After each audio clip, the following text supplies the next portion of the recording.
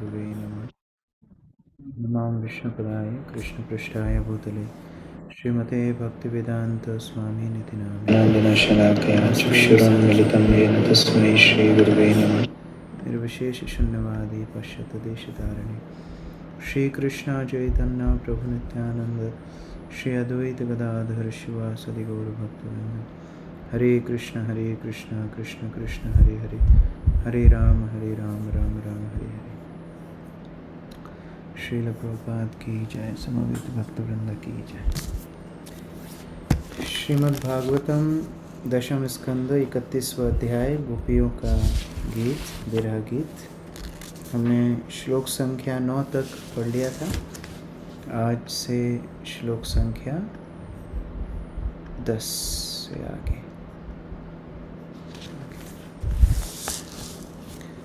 प्रहसितं प्रिया प्रेम वीक्षणं विहरणं च ते ध्यानमङ्गलम् रहसि संविदो या हृदि स्पृशा कुहकनो मना शोभयन्ति ही। अंजना माता जी।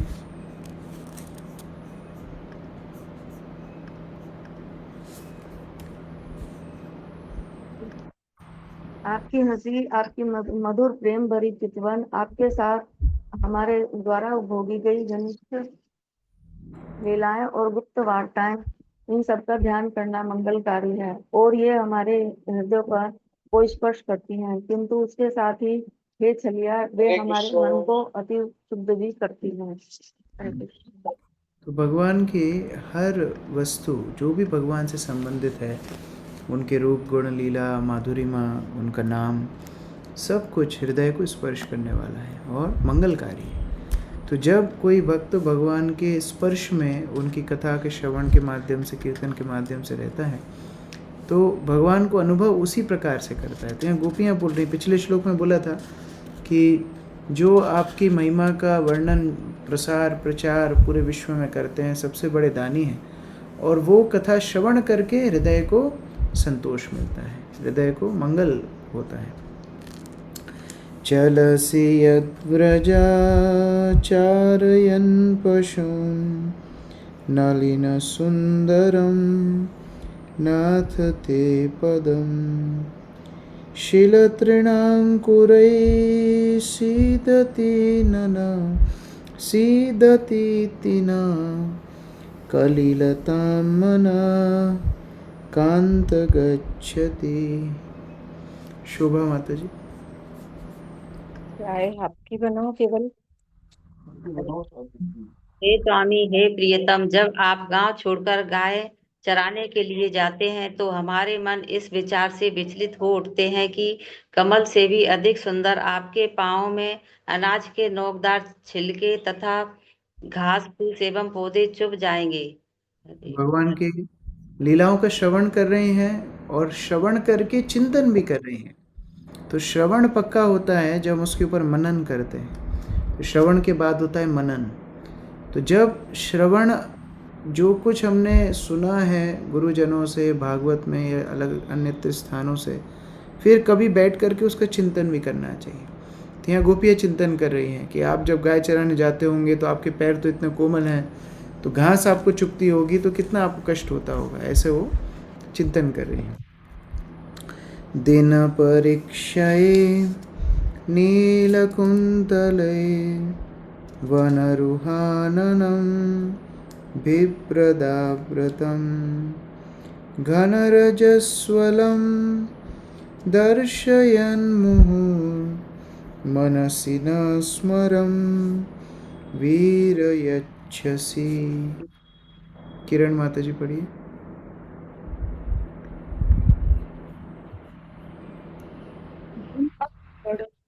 बढ़ने पर आप हमें बारंबार गहरे नील केश की घाटी से ढके तथा धूल से पूर्ण पूर्णरूपण धूसरित अपने मुखारविंद दिखलाती है। इस प्रकार हे वीर, आप हमारे मन में काम वासना जागृत कर देते हैं। हरे कृष्णा। तो जब भगवान लौटते थे वन से तब का वर्णन करें। एक तो वन में जब जाते थे तो गोपियाँ तो जा नहीं पाती थी, तो चिंतन कर रही हैं कि आप वन में जब चलते होंगे तो घास के तिनके भी आपको चुभते होंगे। और जब लौट के भगवान आते थे तो गोपियाँ सब अपने घरों के सामने खड़े होकर भगवान का दर्शन करती थी। तो वर्णन कर रही हैं कि कैसे आपके केश आपके मुख पे आते थे और धूल से आपके पूरे शरीर में धूल से श्रृंगार रहता था। तो ऐसे सुंदर रूप का वो चिंतन कर रही हैं।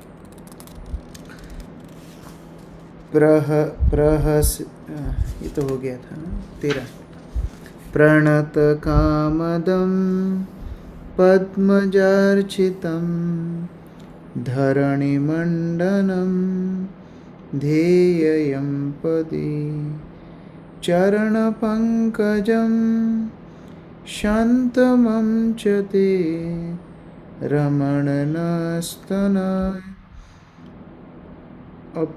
अर्पयादिहन्। परमवीर प्रभु। ब्रह्मा जी द्वारा पूजित आपके चरण कमल उन सबकी इच्छाओं को पूरा करते हैं जो उनमें नतमस्तक होते हैं।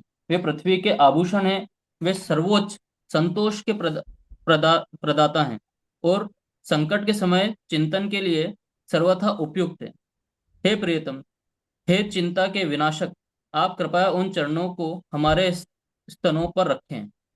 तो अभी हम लोग 2-3 प्रोग्राम में वृत्रासुर के वर्णन कर रहे थे। तो वृत्रासुर भगवान को एक बहुत सुंदर नाम से पुकारते हैं, समंजस। हम लोग सामान्य भाषा में प्रयोग करते हैं असमंजस। असमंजस अर्थात जहाँ कोई रास्ता ना मिले हम लोग बोलते हैं असमंजस में पड़ गए। तो असमंजस का उल्टा है समंजस। समंजस तो विरहे आकांक्षी। समंजस मतलब भगवान जो सारे मार्गों के आगार हैं, उनके पास जाते ही सारे रास्ते खुल जाते हैं। असमंजस अर्थात जहाँ कोई रास्ता ना मिले। समंजस मतलब जहाँ अनगिनत रास्ते खुल जाते हैं, ऐसे भगवान हैं। इसलिए जब भी कोई समस्या संकट भक्तों को होता है, तुरंत भगवान के चरणों का ध्यान करते हैं। ऐसे गोपिकाएं यहाँ पर बोल रही हैं। आज हम मंदिर में भी 2 अध्याय पढ़ रहे थे, अर्जुन बोल रहे हैं, कार्पण्य दोषो पहत स्वभाव पृच्छामि त्वाम धर्म सम्मूढ़ चेता। तो जब भी ऐसी परिस्थिति आती है, नहीं समझ में आ रहा है क्या करना है क्या नहीं करना है, भगवान का चिंतन करना चाहिए, उनके चरणों का चिंतन करना चाहिए, उनको आश्रय लेना चाहिए।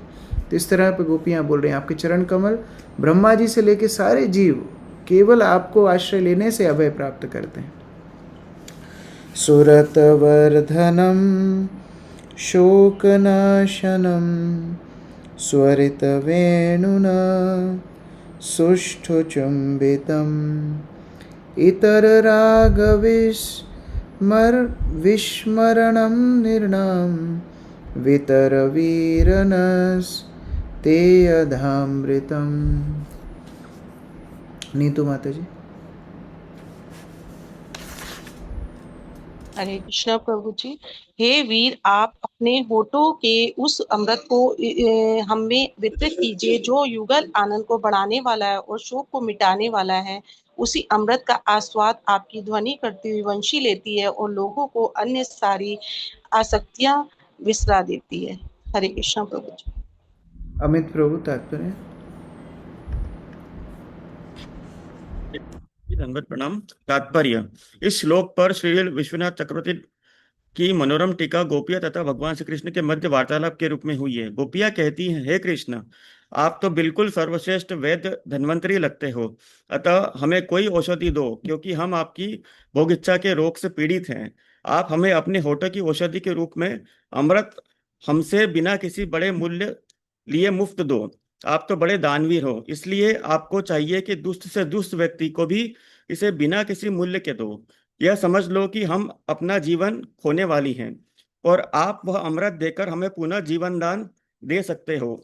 वैसे आपने इसे अपनी वंशी को तो दे ही रखा है, जो कि बांस की खोखली छड़ी मात्र है। भगवान श्री कृष्ण कहते हैं, किंतु इस जगत के लोगों का भोजन तो संपत्ति, अनुयायी, परिवार इत्यादि से आसक्ति का है, जो बुरा है। अतः जिन्हें ऐसा बुरा भोजन मिलता हो, उन्हें वह औषधि नहीं मिलनी चाहिए जिसे तुम लोगों ने मांगा है, किंतु इस औषधि से अन्य सारी आसक्तियां विस्मृत हो जाती हैं। यह औषधि इतनी अद्भुत है कि यह बुरे भोजन की आदत को भी ठीक कर देती है। इसलिए हे वीर, वह अमृत हमें दे दो, क्योंकि आप बड़े दानी हो। हरे कृष्ण।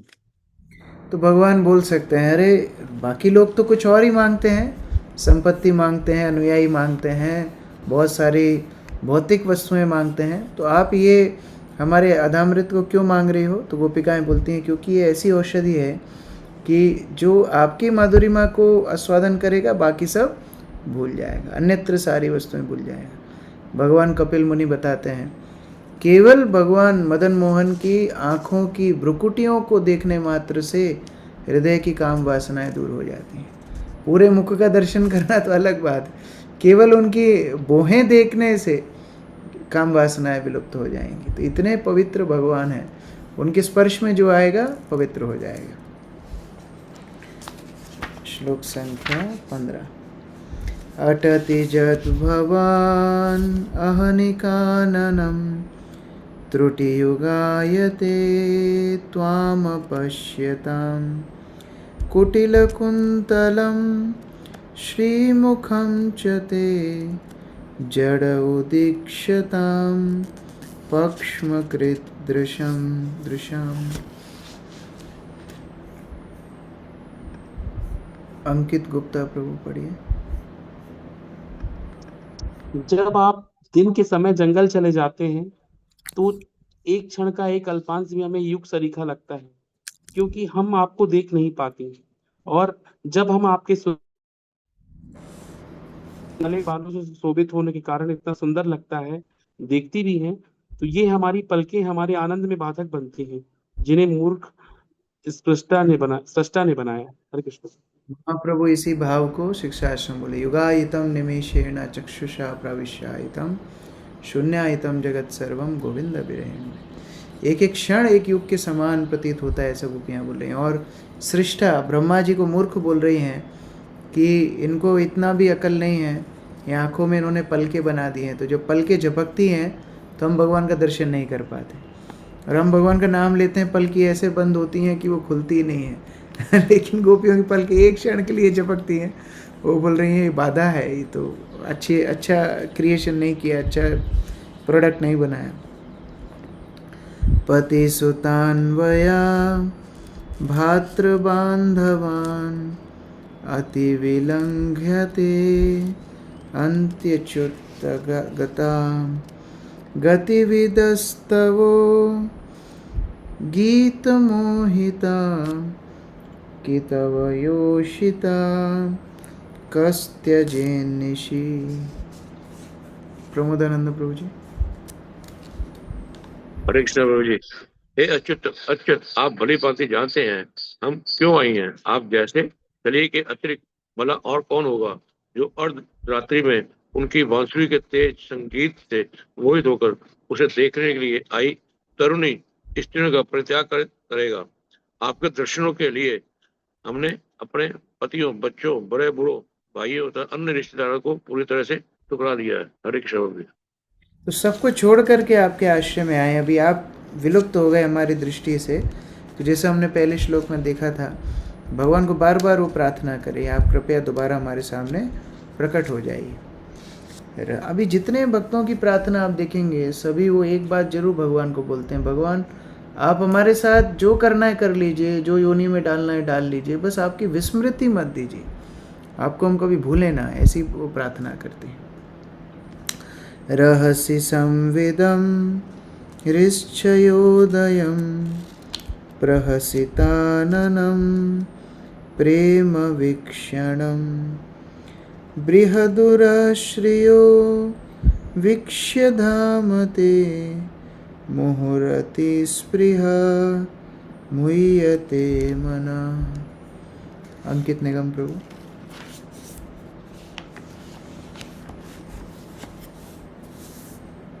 अनम्यूट किया।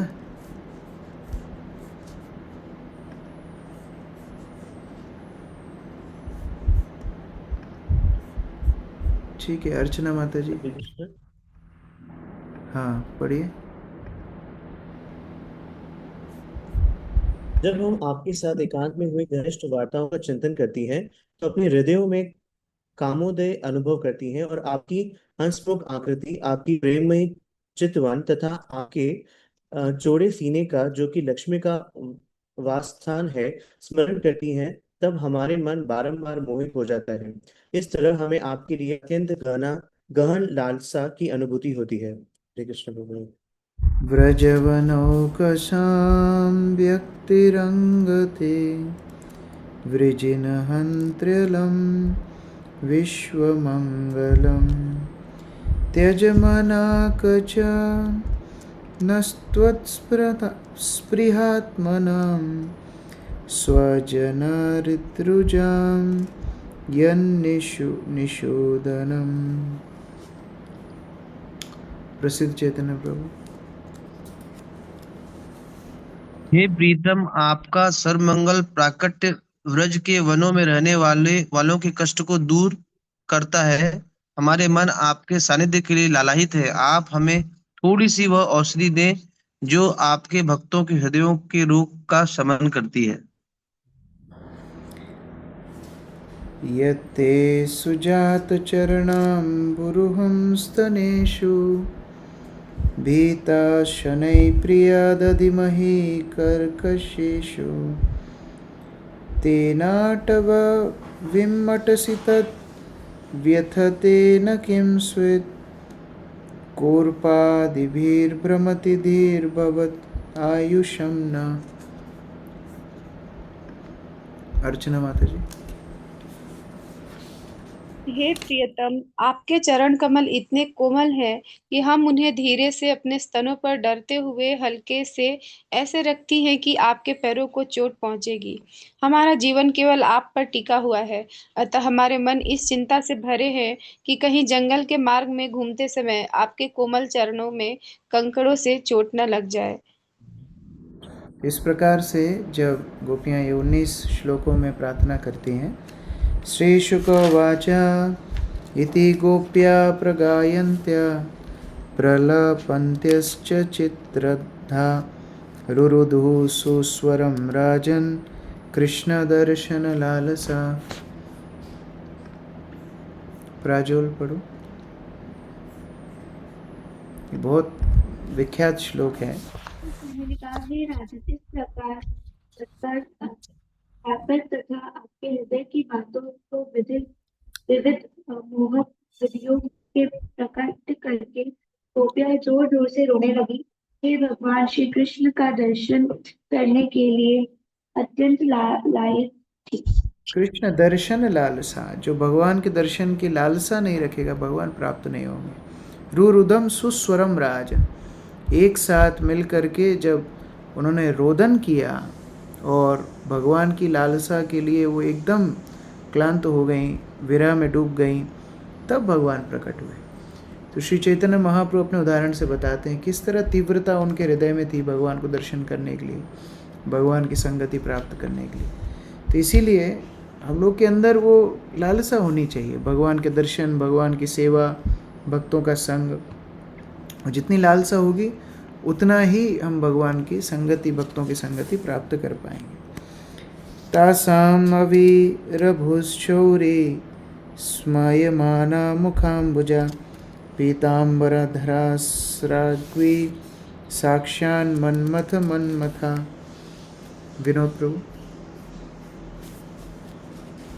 हरे कृष्ण प्रभु जी, मैं तो पढ़ा हूँ। तब भगवान श्री कृष्ण अपने मुखमंडल पर हंसी धारण किए गोपियों के समक्ष प्रकट हो गए। माला तथा पीत वस्त्र पहने वे ऐसे लग रहे थे जो सामान्य जनों के मन को मोहित करने वाले कामदेव के मन को भी मोहित कर सकते थे। हरे कृष्ण। ऐसे लग रहे थे जैसे अभी ब्यूटी पार्लर से होके आए हैं, तैयार होने गए थे। तो एकदम जब सारी गोपियों ने एक साथ भगवान को पुकारा और रोदन किया, जब उनका विरह तीव्र हो गया, भगवान प्रकट हो गए और इतना सुंदर हंसी के साथ, पीत वस्त्र के साथ, उनके माला है, उनका श्रृंगार है। तो वास्तव में भक्त के सामने तो भगवान प्रकट होना ही चाहते हैं, लेकिन भक्त की तीव्रता बहुत महत्वपूर्ण है। और जब उसको ये भगवान का अनुभव होता है, भगवान का दर्शन होता है, भगवान उनके साथ आदान प्रदान करते हैं, तो वो उस रस को कल्पना नहीं कर सकता। भौतिक रस उसके सामने नगण्य है। यहाँ पर भगवान पुनः गोपियों के सामने प्रकट हो जाते हैं। तम विलोक्यागतं पृष्ठं प्रीत्या उत्फुल्लदृशो बला उत्तस्थोर्युगपत् सर्वास तन्वा प्राणमिवागतम्। शालिनी माता जी। हरे कृष्णा प्रभु जी। जब गोपियों ने देखा कि उनके परम प्रिय भगवान श्री कृष्ण उनके पास लौट आए हैं, तो वे सहसा उठ खड़ी हुई और स्नेह के कारण उनकी आंखें पूरी तरह से खिल उठी। ऐसा लगा मानो उनके शरीर में प्राण वापस आ गए हों। हरे कृष्ण। तो ये सेम भाव हम लोग पहले स्कंद में देखते हैं, जहाँ युधिष्ठिर महाराज और अन्य पांडवगण विदुर का स्वागत करते हैं। वहाँ भी सूत गोस्वामी वर्णन करते हैं कि ऐसा पांडवों को लगा जैसे उनके प्राण वापस आ गए हो। तो ऐसा नहीं है कि केवल भगवान की उपस्थिति में ऐसा लगता है, वैष्णव की उपस्थिति में भी ऐसा लगता है। जब वैष्णव आते हैं तो भगवान की संगति, वैष्णव की संगति अलग अलग नहीं है।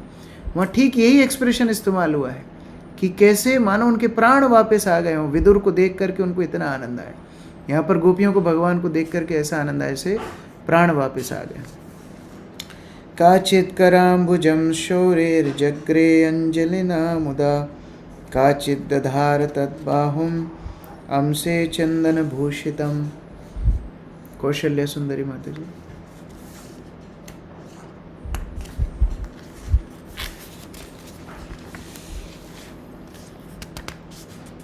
उर्मिला माता जी। हरे कृष्ण प्रभु जी। एक गोपी ने हर्षित होकर कृष्ण के हाथ को अपनी हथेलियों के बीच में ले लिया और दूसरी ने चंद्रलेप से विभूषित उनकी भुजा अपने कंधे पर रख ली। काचित् अंजलिना गृह्णात् तन्वी तांबूलचर्वितम् एकतत् अंघ्रिकमलं स्नत्ता स्तनयोरधात्।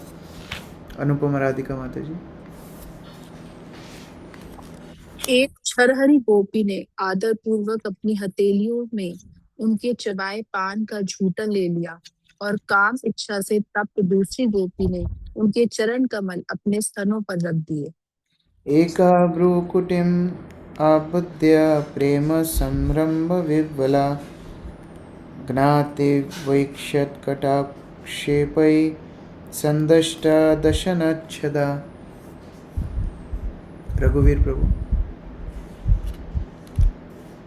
हरे कृष्ण। एक गोपी प्रेम में क्रोध से विवल होकर अपने होठ काटने लगी और क्रुद्ध भौहों से उन्हें ताकने लगी, मानो वह अपनी कुटिल चितवनों से उन्हें घायल कर देगी। अपरा दृग्भयां जुषणा तन्मुखाम्बुजम् आपीतमपि नातृप्यत संतश्च शरणं यथा। योगिनी माता जी। एक अन्य गोपी उनके मुखारविंद को अपलक नेत्रों से देखती रही, किंतु माधुर्य का गहन आस्वादन कर लेने पर भी तुष्ट नहीं हुई। जिस प्रकार संत पुरुष श्री भगवान के चरणों का ध्यान करते हुए तृप्त ही नहीं होते। तात्पर्य रेखा माता जी। श्रील विश्वनाथ चक्रवर्ती ठाकुर व्याख्या करते हैं कि यहाँ पर भगवान के चरणों का ध्यान करने वाले संत पुरुषों से जो उपमा दी गई है वह केवल आंशिक रूप से लागू होती है, क्योंकि कृष्ण के लौटने पर गोपियों को जो आनंद हुआ वह वास्तव में अद्वितीय था। श्रील विश्वनाथ चक्रवर्ती यह भी प्रकट करते हैं कि यह विशेष गोपी सबों से परम भाग्यशालिनी श्रीमती राधा रानी ही थी। तो क्या है विश्वनाथ चक्रवर्ती यहाँ उदाहरण तो दे रहे हैं भगवान के चरण कमलों का, जैसे संत पुरुष ध्यान देते हैं, लेकिन उनको उतना आनंद नहीं मिल सकता जितना गोपिकाओं को यहाँ पर आनंद मिल रहा है, क्योंकि ये माधुर्य रस की पराकाष्ठा है। तम काचिन्नेत्र रंध्रेण हृदि कृत्वा निमील्य च पुलकांग्रि उपगुह्यस्ते योगी वांदन संप्लुता। बसंत प्रभु।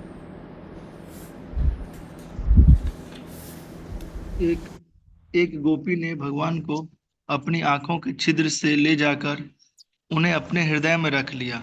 तब उसने अपनी आंखें बंद कर ली और रोमांचित होकर वह भीतर ही भीतर उनका लगातार आलिंगन करने लगी। इस तरह दिव्य आनंद में निमग्न वह भगवान का ध्यान करने वाले योगी जैसी लग रही थी। ये सबसे हाई क्वालिटी कैमरा है। लोग तो बोलते हैं इतना मेगापिक्सल और ये HD और वो 4K और वो 8K। ये सबसे हाई क्लास कैमरा क्या है? जहाँ भक्त भगवान के दर्शन इतने प्रगाढ़ प्रेम से करता है कि उनके दर्शन को, उनके रूप को अपने हृदय में स्टोर कर लेता है और फिर उसी रूप को बार बार देख करके आनंदित होता है। तो इस प्रकार से एक गोपी का यहाँ पर वर्णन हो रहा है। आचार्य लोग बताते हैं कि ये विशेष गोपी श्रीमती राधा रानी थी। सर्वास्ता केशवालोका परमोत्सव निर्वृता जौहुर्विरहजं तापम प्रज्ञां प्राप्य यथा जना। तनिषा माता जी पढ़िए। हरे कृष्णा प्रभु जी, दंडवत प्रणाम। सभी गोपियों ने जब अपने प्रिय केशव को फिर से देखा तो उन्हें परम उल्लास का अनुभव हुआ। उन्होंने विरह दुख को त्याग दिया। जिस तरह की सामान्य लोग आध्यात्मिक रूप से प्रबुद्ध व्यक्ति की संगति पाकर अपने दुख भूल सब कुछ भूल गए। अभी जितना विरह में जितना कष्ट हो रहा था उतना ही आनंद उनको भगवान की संगति में हो रहा है। ताभिर्विधूत शोकाभिर भगवान अच्युतो वृता व्यरोचताधिकं तात पुरुषा शक्तिभिर्यथा। विशाल हरे कृष्ण प्रभु जी, मैं पढ़ रही हूँ कुशल्य सुंदरी दास। नेटिक चला गया। समस्त शोक से मुक्त हुई गोपियों से घिरे हुए पूर्ण पुरुषोत्तम भगवान अच्युत भगवता के साथ चमक रहे थे। हे राजन, भगवान श्री कृष्ण ऐसे लग रहे थे जिस प्रकार अपनी आध्यात्मिक शक्तियों से घिरे हुए परमात्मा हो। हरे कृष्णा, दंडवत प्रणाम। विशाल प्रभु तात्पर्य। गोपियां भगवान श्री कृष्ण की अंतरंगी शक्तियां हैं। अतः जब वे शोक से मुक्त होकर फिर से प्रसन्न हो गई तो श्री भगवान भी पूर्व की अपेक्षा और अधिक कांतिमान लगने लगे और उनका दिव्य आनंद बढ़ गया। भगवान श्री कृष्ण गोपियों से दिव्य प्रेम करते हैं और गोपियां भी उन्हें उसी प्रकार से चाहती हैं। जो लोग इस भौतिक संसार में बंधे हुए हैं उन्हें आध्यात्मिक स्तर पर संपन्न होने वाला यह प्रेम व्यापार समझ में नहीं आता है। हरे कृष्ण। क्योंकि भौतिक संसार में हर वस्तु शोषण है, हर वस्तु काम है, लेकिन यहाँ पर शुद्ध प्रेम का आदान प्रदान है। तो जो कम वासनाओं में लिप्त होंगे उनको ये आदान प्रदान कभी समझ में नहीं आएगा। ता समादाय कालिंद्या निर्विश्य पुलिनम विभो वीक्षसत कुंड मंदारा सुरभि अनिल सटपदम सराश्चंद्राम सुसंदोहा दस्त दोषातमा शिवम कृष्णाय हस्ततरला चितकोमल बालुकम। यामिनी माता जी पढ़िए।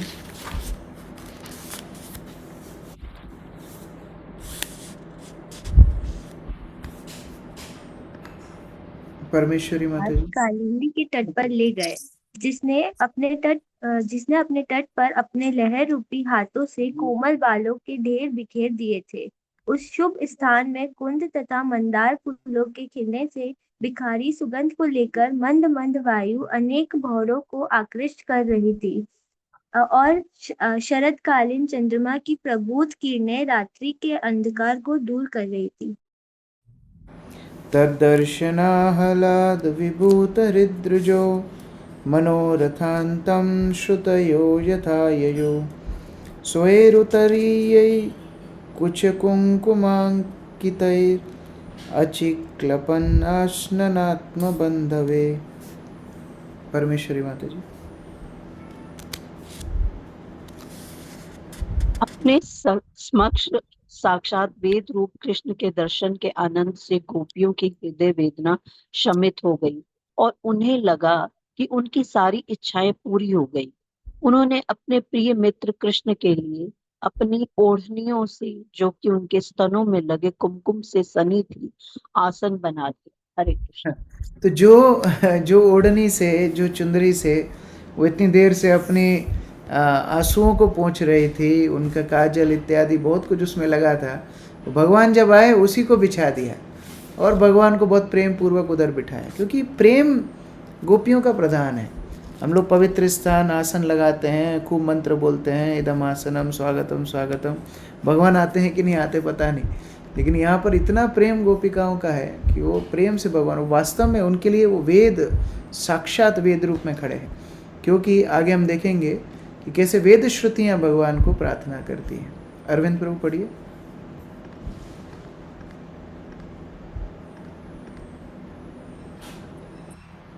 तात्पर्य। इसी स्कंद अध्याय 87 श्लोक 23 में श्रुतियों ने या कि साक्षात वेदों ने निम्नवत प्रार्थना की है। स्त्रिय उर्गेन्द्र भोज भोज दंड विषयधियो वायम पीते समाह समदृशो घृषरोज सुधा। इन स्त्रियों ने अपने मन को विशाल सर्प रूपी भगवान कृष्ण की बलिष्ठ भुजाओं के ध्यान में लीन कर दिया। हम उन्हीं गोपियों सा बनकर उनके चरण कमलों की सेवा करना चाहते हैं। श्रुतियों ने ब्रह्मा के पिछले दिन कृष्ण को प्रकट होते देख लिया था और उनके मन में उनकी संगति करने की उत्कट इच्छा हो रही थी। तत्पश्चात वे इस कल्प में गोपियां बनी। चूंकि मानव समाज में वेद शाश्वत हैं, अतः इस कल्प में श्रुतियां भी कृष्ण के लिए इच्छुक होती हैं और अगले कल्प में वे भी गोपियां बनेंगी। श्री विश्वनाथ चक्रवर्ती ठाकुर ऐसी जानकारी देते हैं। श्रुति अर्थात वेद, वेद शास्त्र भी भगवान से आकर्षित होकर गोपियां बनने की प्रार्थना करते हैं कि हम वेद हैं, इतना ज्ञान के भंडार हैं, लोग हमसे आपके विषय में समझते हैं, लेकिन हम भी अपूर्ण हैं। ये गोपियां ज़्यादा पूर्ण हैं क्योंकि आपके डायरेक्ट आदान प्रदान इनको मिल रहा है, तो वो भी गोपियां बनना चाहती हैं। तत्रोपविष्टो भगवान स ईश्वरो योगेश्वरांतर्हृदि कल्पितासना चकास गोपी परिषद्गतो रिचितस् त्रैलोक्य लक्ष्मी एक पदम वपुर्दधात्। शिवानी माता जी पढ़िए। जिन पूर्ण पुरुषोत्तम भगवान श्री कृष्ण के लिए बड़े बड़े योगेश्वर अपने हृदयों में आसन की व्यवस्था करते हैं, वही भगवान श्री कृष्ण गोपियों की सभा में आसन पर बैठ गए। उनका दिव्य शरीर जो तीनों लोकों में सौंदर्य तथा ऐश्वर्य का एकमात्र धाम है, गोपियों द्वारा भगवान श्री कृष्ण की पूजा करने पर जगमगा उठा।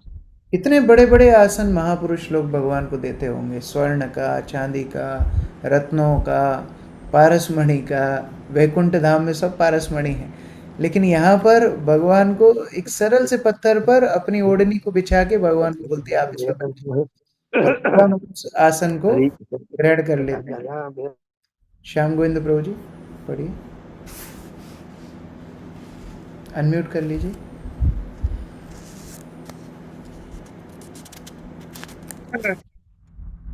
योगेश्वरों में शिव, अनंत शेष तथा अन्य महापुरुष सम्मिलित थे। ये सभी भगवान को अपने हृदय कमलों पर विराजमान करते हैं। वहीं भगवान गोपियों के उत्कट निस्वार्थ प्रेम के वशीभूत होकर यमुना के तट पर उनकी सुगंधित ओढ़नियों पर बैठने के बाद उनका प्रेमी बनने तथा उनके साथ वृंदावन में नृत्य करने के लिए राजी हो गए। तो यहाँ पर जो सौभाग्य शिव जी को, अनंत शेष को, बड़े बड़े महापुरुषों को नहीं मिला, वो गोपियों को मिला। और इसीलिए इसी आसक्ति के कारण जब श्री चैतन्य महाप्रभु अपनी लीला करते हैं, चैतन्य महाप्रभु उसी गोपी भाव को प्रकट करते हैं, तो भक्तिविनोद ठाकुर क्या लिखते हैं? शिवा शुका नारदा प्रेमी गदा गदा भक्ति विनोद देखे घोरार संपदा। महाप्रभु की संपदा क्या है? शिव, शुक, सुखदेव गोस्वामी इत्यादि महापुरुष सब खड़े होकर के महाप्रभु के आश्रय में इस प्रेम को लूटना चाहते हैं। तो इस प्रकार से यहाँ पर बताया गोपियों के भक्ति कितनी श्रेष्ठ है। सभाजयित्वा तमनंग दीपनम सहासलीलेक्षण विभ्रम ब्रुवा संस्पर्शनेनांक कृतांग्रिहत्सयो संस्तुत्यैर्ष्टकुपिता बभाषिरे। सुदेवी माता जी पढ़िए। प्रणाम। भगवान श्री कृष्ण ने गोपियों के अंदर काम वासना जागृत कर दी थी और वे अपनी क्रीड़ापूर्ण हंसी से उनको निहारती, अपनी भुवों से प्रेम में इशारे करती तथा अपनी अपनी गोदों में उनके हाथ तथा पांव रखकर उनका मालिश करती हुई उनका सम्मान करने लगी। किंतु उनकी पूजा करते हुए वे कुछ कुछ रुष्ट थी, अतः वे उनसे इस प्रकार बोली। हरे कृष्ण प्रभु जी। श्रीगोप्या ऊचु भजतो नो भजन्ति का एक एकद विप्रयन् नोभ्यांश्च भजन्ति एका एतान्नो ब्रूहि साधुवो। मीनू माता जी। गोपियों ने कहा, कुछ लोग केवल उन्हीं से स्नेह जताते हैं जो उनके प्रति स्नेह होते हैं, जबकि अन्य लोग उनके प्रति भी स्नेह दिखाते हैं जो शत्रुवत या उदासीन होते हैं। फिर भी कुछ लोग किसी से भी स्नेह नहीं जताते हैं। हे कृष्ण, हमसे इस विषय की समुचित व्याख्या करें। कितना भगवान को ये तर्क करके बोल रही हैं कि कुछ लोग जिनसे प्रेम करते हैं वो बदले में उनसे प्रेम कर लेते हैं, लेकिन दूसरे इतने उदार होते हैं कि शत्रुओं से भी प्रेम कर लेते हैं, लेकिन कुछ लोग इतने नालायक होते हैं किसी से प्रेम नहीं करते। तो आप कौन सी कैटेगरी में हो ये बताओ। विनम्र दिखने वाले इस प्रश्न द्वारा गोपियाँ भगवान कृष्ण द्वारा उनके प्रेम का समुचित प्रतिदान ना करने की बात प्रकट कर देना चाहती थी। जब कृष्ण ने उन्हें जंगल में छोड़ दिया था तो वे अत्यधिक विचलित थीं। वे जानना चाह रही थी कि इन प्रेम व्यापारों में उन्होंने गोपियों को क्यों कष्ट उठाने दिया। श्री भगवान उवाच मिथो भजन्ति ये सख्या स्वार्थे कांतोद्यमाहिते न तत्र सोचितं धर्म स्वार्थार्थम तद्धि नान्यथा। कैलाश पाठक प्रभु।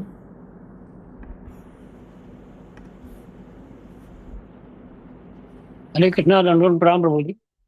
भगवान ने कहा, तथाकथित मित्र जो अपने लाभ के लिए एक दूसरे से स्नेह जताते हैं वे वास्तव में स्वार्थी है।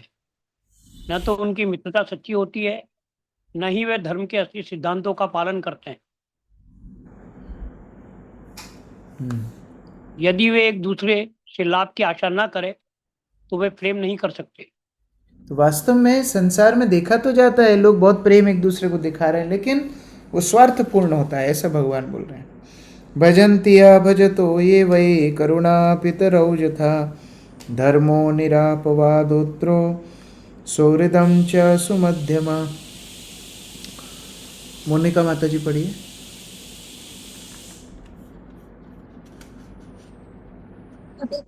कुछ लोग सचमुच दयालु होते हैं या माता पिता की भांति स्वाभाविक रूप से स्नेही होते हैं। ऐसे लोग उन लोगों की भी निष्ठा पूर्वक सेवा करते हैं जो बदले में उनसे प्रेम करने से चूक जाते हैं।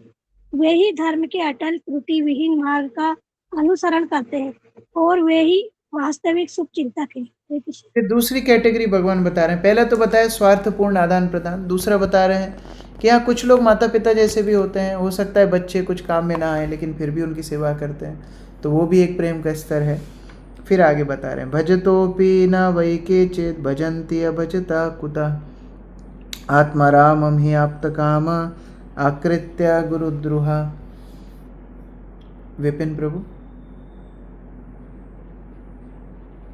फिर कुछ व्यक्ति ऐसे हैं जो आध्यात्मिक रूप से आत्मतुष्ट हैं, भौतिक दृष्टि से संपन्न है या स्वभाव से कृतज्ञ है या सहज रूप से श्रेष्ठ जनों से ईर्ष्या करने वाले हैं। ऐसे लोग उनसे भी प्रेम नहीं करते जो उनसे प्रेम करते हैं, तो फिर जो शत्रुवत है उनका क्या कहना। तो इस प्रकार से तीसरी कैटेगरी बता रहे हैं। कुछ ऐसे लोग भी हैं जो इतने आत्मतुष्ट हैं, इतने परिपूर्ण हैं कि उन्हें किसी के साथ आदान प्रदान करने की ज़रूरत ही नहीं, जैसे कि भगवान स्वयं। कुछ लोग ऐसे हैं जो इतने कृतज्ञ हैं, जो दूसरों के करे को याद ही नहीं रखते, तो वो भी प्रेम की आदान प्रदान नहीं करते। और दूसरे इतने संभ्रांत है कि उन्हें किसी की ज़रूरत नहीं है, तो ऐसे लोग भी फिर किसी के साथ आदान प्रदान प्रेम का नहीं करते। तीनों बता दिए। उसके बाद बताते हैं कि मैंने आपको क्यों जंगल में छोड़ा, अभी बताते हैं। ना हम तो शक्यो भजतोपि जानतुम भजामि अमीशा मनोवृत्ति वृत्तये यथा धनो लब्ध धने विनष्टे तश्चिन्तयान्यन निवृतो न वेद। हिमांशी माता जी। किंतु हे गोपियों, मैं उन जीवों के प्रति भी तत्क्षण स्नेह प्रदर्शित नहीं करता जो मेरी पूजा करें। इसका कारण यह है कि मैं उनकी प्रेमा भक्ति को प्रगाढ़ करना चाहता हूँ। इससे वे ऐसे निर्धन व्यक्ति के सदृश बन जाते हैं जिसने पहले कुछ संपत्ति प्राप्त की थी किंतु बाद में उसे खो दिया है। इस प्रकार उसके बारे में वह इतना चिंतित हो जाते हैं कि और कुछ सोच ही नहीं पाता। भगवान बोल रहे हैं कि मेरे भक्तों को भी मैं डायरेक्ट इतना जल्दी नहीं मिलता हूँ, क्यों? उनकी तीव्रता को मैं बढ़ाना चाहता हूँ। और जब उनकी तीव्रता एकदम पराकाष्ठा पे हो जाती है, भगवान मैं आपके सिवा और किसी को नहीं चाहता, तब मैं उनको प्राप्त होता हूँ। तो इस तरह गोपियाँ बहुत आनंद के साथ मुस्कुराने लगी कि भगवान उनके प्रेम को इस स्तर तक लाने के लिए विलुप्त हुए थे। एवं मदर्थो जितलोक वेद स्वानाम हि वो मयि अनुवृत्तये बला मया परोक्षं भजता तिरोहितं मा सूयितं मर्हत तत्प्रियं प्रिया। पीताम्बरी माता जी। हरे कृष्ण प्रभु, धन्यवाद, प्रणाम। ये प्रिय बालाओं, यह जानते हुए कि तुम सबने केवल मेरे लिए लोकमत, वेद मत तथा अपने संबंधियों के अधिकार को त्याग दिया है, अतः मैंने जो किया वह अपने प्रति तुम लोगों की आसक्ति को बढ़ाने के लिए ही किया है। तुम लोगों की दृष्टि से सहसा अपने आप को ओझल बनाकर भी मैं तुम लोगों से प्रेम करना रोक नहीं पाया। अतः प्रिय गोपियों, तुम अपने प्रेमी अर्थात मेरे प्रति दुर्भावनाओं को स्थान न दो। हरे कुछ कृष्ण। बच्चे ऐसे होते हैं जिनको टीचर का क्वेश्चन पेपर समझ में ही नहीं आता। कुछ बच्चे ऐसे होते हैं जिनको क्वेश्चन पेपर समझ में आता है, फिर एग्जाम अच्छे से लिखते हैं। फिर कुछ बच्चे ऐसे होते हैं टीचर की गलती निकाल देते हैं, मैडम आपने क्वेश्चन में गलती की है। तो भगवान टेस्ट लेने गए गोपियों का, भगवान बोल रहे हैं मैंने तो सोचा आपका प्रेम को मैं बढ़ाऊंगा, लेकिन आपका प्रेम इतना था कि मैं आपसे दूर नहीं रह पाया, क्योंकि वास्तव में गोपिकाओं का प्रेम अपने आप में विशुद्ध था, वो अपने आप हाई क्लास था। तो इस तरह भगवान बोलते हैं वास्तव में आपके प्रेम को मैं क्या बढ़ाता, मैं छुप के नहीं रह पाया, इसलिए मैं प्रकट हो गया।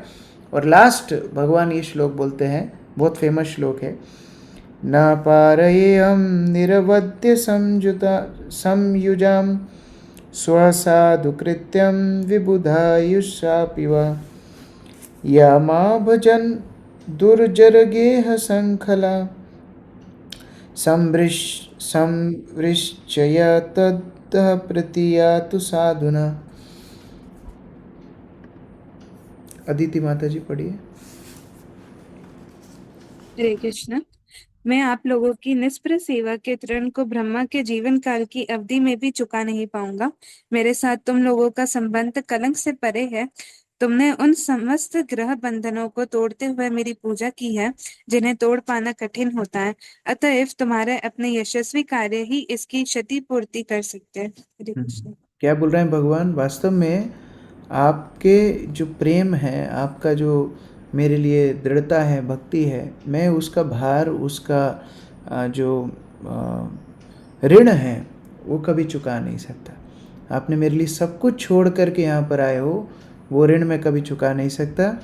आपकी सेवा ही आपका उपहार बने, यही भगवान बोले, यही रुक्मिणी को बोले, यही द्विजपत्नियों को बोले, यही गोपियों को बोल रहे हैं। आपकी सेवा ही आपका उपहार है, मैं बाकी आपको क्या दूंगा। तो इस तरह भगवान अपने बोल रहे हैं, ना पारये अहम, मैं आपको कभी ऋण से मुक्त नहीं हो पाऊंगा। तो इस तरह से बहुत सुंदर भगवान गोपियों का आदान प्रदान है। अध्याय 33 से कल पाठ करेंगे। हरे कृष्ण। जगत गुरु श्रील प्रभुपाद की जय, समवेत भक्त वृंद की जय।